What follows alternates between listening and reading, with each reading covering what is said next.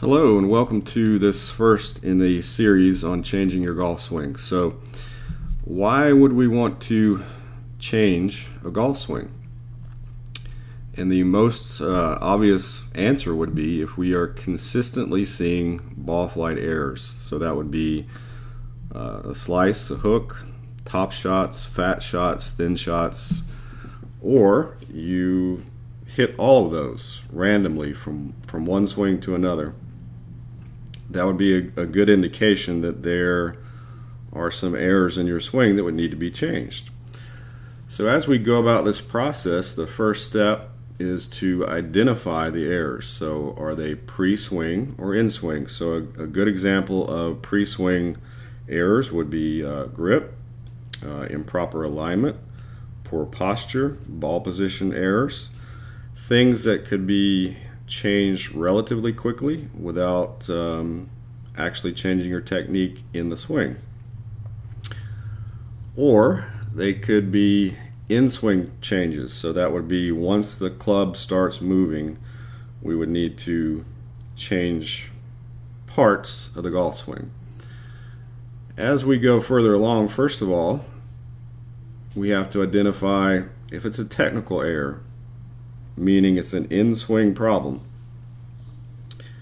Is the issue a conceptual problem? Meaning, for example, when you hit balls off the ground, your concept is that you must try to get the club to go under the ball. So that would be a concept error, which would lead to technical errors in your swing. If we have a pretty good grasp of the basic concepts of golf, then we could identify that the problems are rooted in technique. The good news is there's only three places to look. So you could look at body movements, right? So that would be how you're pivoting. Are you turning correctly? Are you turning at the right time? Are your tilts good? Are your knees working correctly? Are your hips turning correctly? All those sorts of things are body related. If we're doing pretty good in that section, we would say perhaps it's an arms error. So perhaps we're over rotating the arms or bending the arms incorrectly at the wrong times in the swing. Or we could go look at the hands and the wrists. Are we not moving their hands and wrists correctly? There could be various ways we could do those incorrectly. So again, we can look at each of those three sections and start to figure out what's the problem.